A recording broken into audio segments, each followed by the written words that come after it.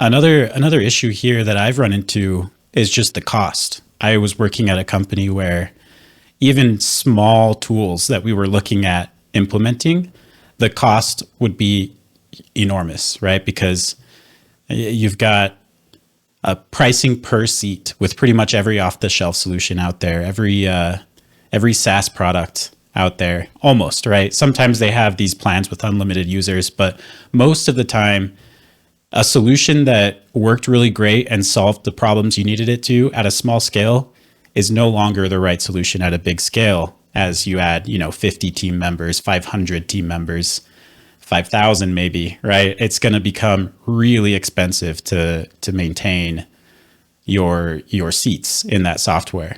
So yeah, that's another thing. Just as you scale up, sometimes you have to rethink solutions you've already implemented, problems you've already solved, and just go back, revisit them and say, is this still the right solution? Is it still cost effective? It might have been the best, most cost effective at the time, but that's what's so interesting about this, the economies of scale, is that it's not easy to just give one answer about, the right budget or the right financial decisions. You really got to take a look at where you're at and what your business needs and what the scale is, and then weigh those pros and cons, right?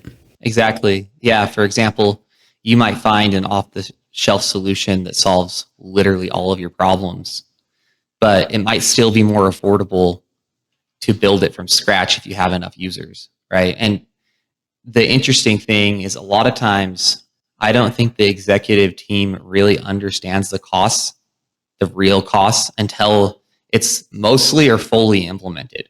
When they suddenly realize that $50 per seat with 100 users is $60,000 a year. And the idea of the off-the-shelf, whatever off-the-shelf solution this is, starts to look pretty poor as opposed to custom software, which has all these other benefits, such as the ability to integrate more easily, the ability to make changes, the fact that it's a business asset for your business. Like, the custom route starts to look a lot more attractive when we're talking about these levels of scale.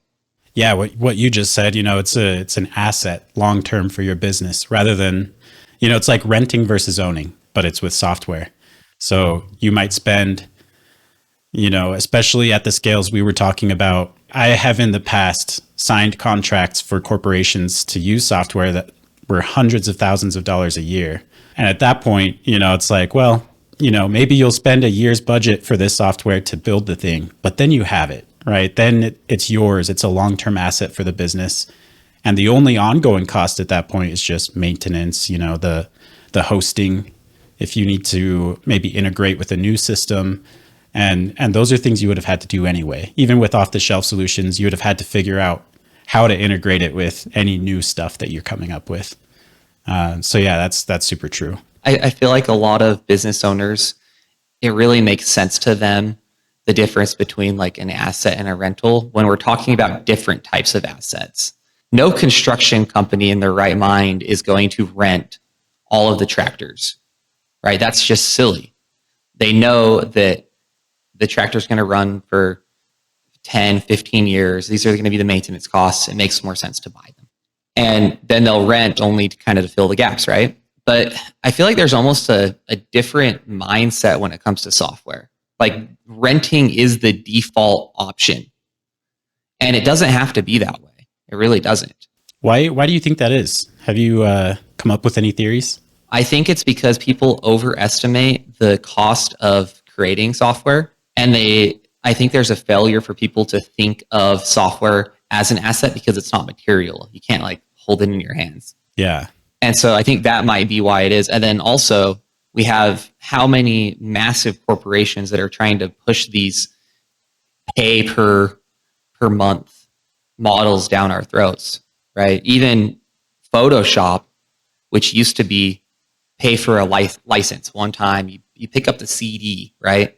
And so it's kind of changed to where now everything is like that. And that's just the way it is. And we need to sit down and just accept it. But it really isn't. That's not the way that it needs to be.